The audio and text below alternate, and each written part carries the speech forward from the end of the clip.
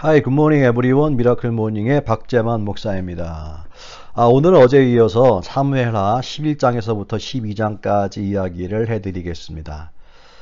사무엘하 1장 이스라엘 초대왕 사울이 죽고 드디어 다윗이 왕위에 오르게 됐지요. 초기에 하나님이 함께 하셨기에 가는 곳마다 이기게 하시는 특별한 은혜를 다윗이 받아 승승장구하며 인생의 황금기 이야기가 10장까지였습니다. 오늘 11장부터는요. 다윗의 인생 최대의 위기와 고통의 순간에 대한 이야기입니다. 그 시작 11장입니다. 봄이 되어가지고 다시 전쟁의 시기가 왔고요. 왕들이 출전을 합니다. 그 이유는요.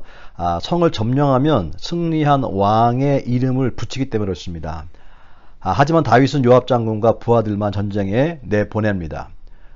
왜일까요? 자신이 나가지 않아도 될 만큼 이제는 이스라엘은 그만한 정치, 군사, 경제적 우위를 가지고 있었기 때문입니다. 그래도 다윗은요, 나가야 했고 백성들 앞에서 몸소 치열하게 싸워야 했습니다. 그러나 그 지나친 자신감, 교만은 나중에 무서운 결과를 만들지요. 군사들이 한참 목숨 내걸고 전쟁에서 나라를 지키고 왕인 자신을 위해 싸우고 있는 그 시각에 다윗은요, 왕궁 옥상을 저녁에 거닐다가 모욕하는 한 여인을 발견하게 됩니다. 그리고 그 여인을 불러서 강제로 동침하게 되지요. 그녀의 이름은 밧세바입니다. 그런데 밧세바가 임신을 하게 됐어요. 그래서 그 소식을 왕에게 알립니다. 이 소식이 들려지자 다윗은 당황했겠죠. 왜냐하면 그녀는 유부녀였기 때문에 그렇습니다. 자신의 실수를 감추고자 다윗은요, 잔머리를 굴리죠. 군대 장관 요압에게 우리야를 찾아서 본국으로 급히 송환하라고 하면서 우리야를 급하게 왕궁으로 부릅니다.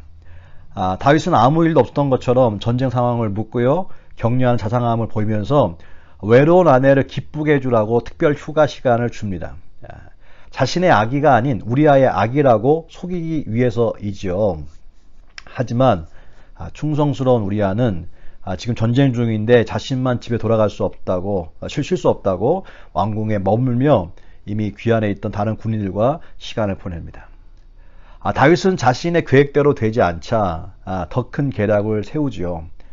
결국 전쟁터에서 자연스러운 죽음으로 위장하기 위해서 다 전쟁터로 돌려보내면서 군대 장관 요압에게 전쟁 선봉에 우리야를 세우고 죽이라는 서신을 함께 보내게 됩니다.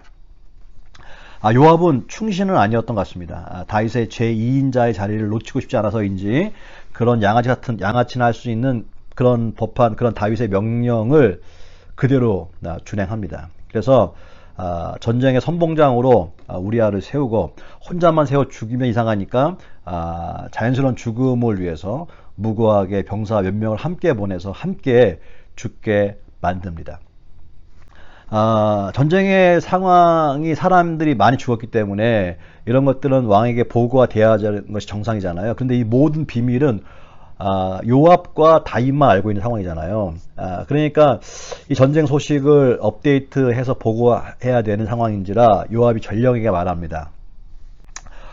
혹시 보고하면서 무책임하고 이런 무모한 전략으로 인해서 군사를 희생했냐고 왕이 화를 낸다면 우리야도 함께 죽었다고 말해라, 이렇게 말합니다. 왜냐하면 다른 사람들이 볼 때는 이거 정상적인 전략이 아니었기 때문에 그렇습니다. 전술이 아니었기 때문에 그렇습니다. 그래서 좀 민망하지만 왕의 불같은 호령을 받을 것 같은 그런 긴장감을 가지고 전령이 왕에게 갑니다. 왕에 가가지고 말합니다. 상황을 설명하죠. 그런데 놀랍게도 다윗이 화를 내기에는커녕 그래, 사랑하는 군사들의 죽음은 안타깝지만 전쟁에서 희생은 자연스러운 것이니 너무 걱정하지 말아라. 그리고 너무 두려워하지 말고 더욱 힘을 다해서 반드시 성을 함락시켜라 라고 격려와 함께 그 전령을 돌려보냅니다.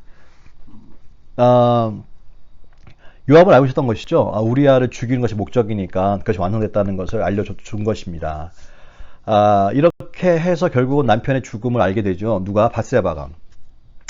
남편의 죽음을 알게 된 밧세바는 슬퍼합니다. 그런데 다윗은 그 밧세바를 데리고 오죠. 자기 아내로 삼습니다.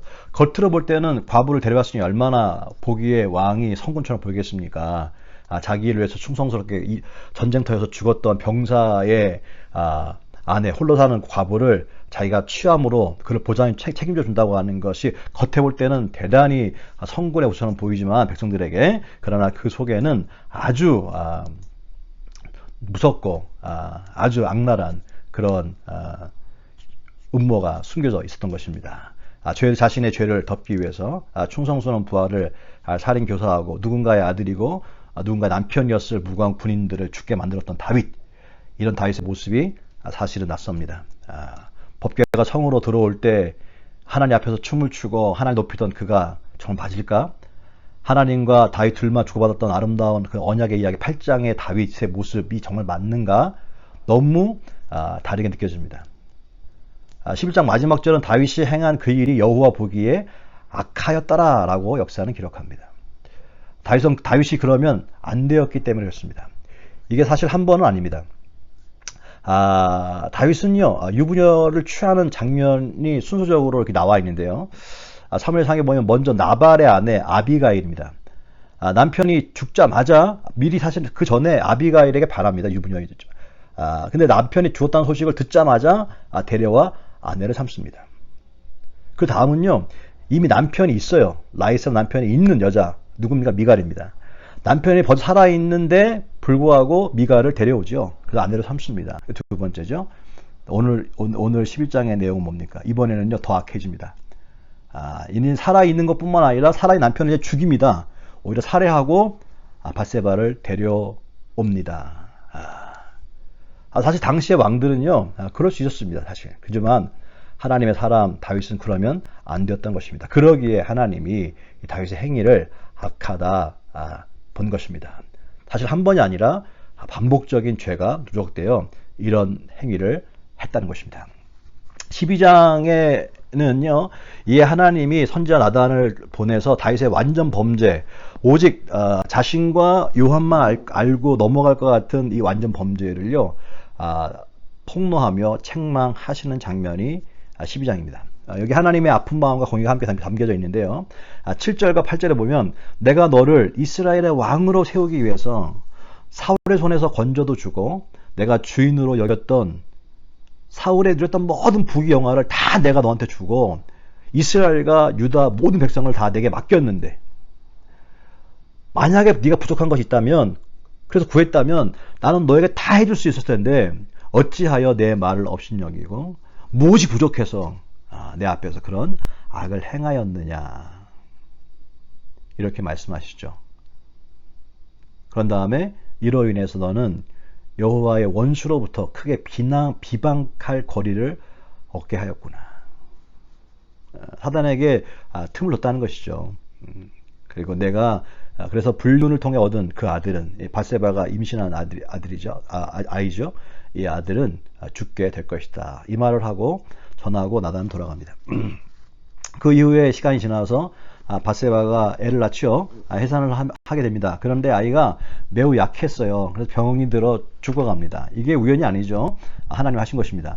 왕에게, 당시에 그랬지만 다윗은요, 왕에게 할 수 있는 최고의 의술과 수단과 다 동원해 보았지만 아이는 호전되기는커녕 점점 그 병이 악화됩니다. 이에 다윗이 최후의 수단으로 하나님께 엎드리죠. 밤새도록 기도합니다. 금식하며 기도합니다. 하루, 이틀, 3일, 4일 다윗의 금식과 아이를 살려달라는 밤낮 부르짖음은요, 식을 줄 몰라요. 나라의 대신들이 왕의 건강을 걱정하겠죠. 우려해서 만류해보지만 듣지 않습니다. 이렇게 시간이 흘러 7일째 되는 날에 결국 아이는 죽고 맙니다. 그 이후에 다시 아이를 낳게 되는데, 임신해서 낳게 되는데, 그 아이가 솔로몬이고요. 이 아이는 하나님이 사랑하는 아들이었다고 성경은 증언하고 있습니다. 왕국에서 이런 변화무쌍한 일들이 일어나고 있을 때에 전쟁은 계속되고 있었습니다. 치는 전쟁이 끝나지가 않았어요.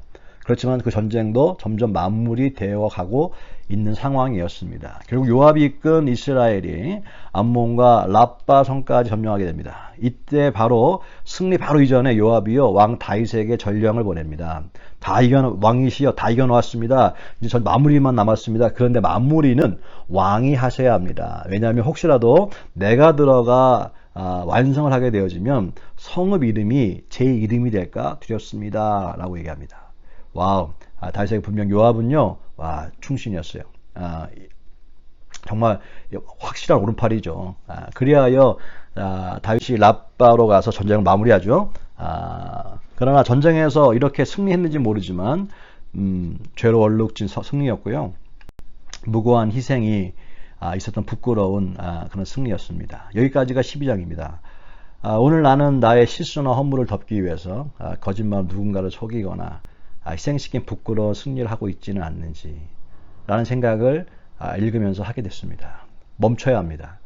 다들 그렇게 사는데 라며 스스로 면죄부를 주며 계속 가서는 안 됩니다. 때론 부끄러운 승리 또 죄로 얼룩진 승리보다 거룩한 실패가 때로 주님 앞에서는 아름답고 나을 수 있기 때문에 그렇습니다. 내일은 다윗의 자신의 범죄에 대한 은폐가 낳은 슬프고 안타까운 이야기가 여기서 멈추지 않고요.